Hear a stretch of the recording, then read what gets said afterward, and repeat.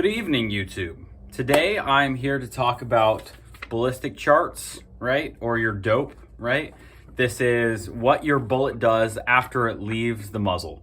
And if you're doing any kind of long-ish range shooting and you have any kind of decent optic, this is stuff you should be figuring out, right? If you're a designated marksman, an advanced designated marksman, a sniper, any kind of overwrought role, you should have this kind of stuff written out.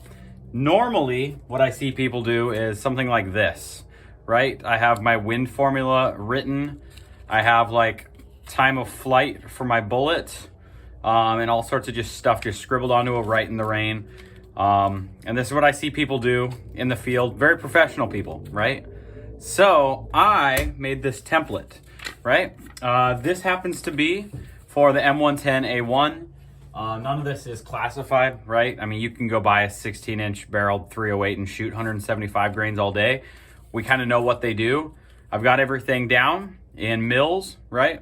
Got my ballistic coefficients. I've got how long the bullet's in the air, how far it's gonna drop. I have my wind formula, how to calculate distance, and then some cheesy stuff on the bottom because it looks pretty official, right? This is my newest project.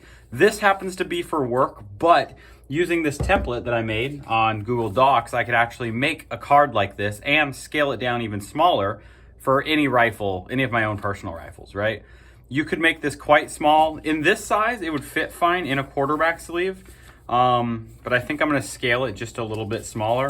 I was able to get 4 pieces out of 1 piece of printer paper, and I will be laminating these. So then you have a nice laminated little card. If a guy wanted to, you could do front and back, but for now, this is just the beta testing phase.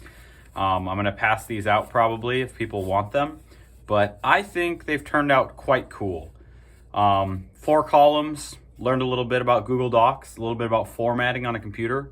I don't know how to use a computer, but this is a super handy way to do this, and then you have a reference chart, and if you and your spotter both want the exact same piece of paper, right now you guys are looking at the same thing, kind of for reference.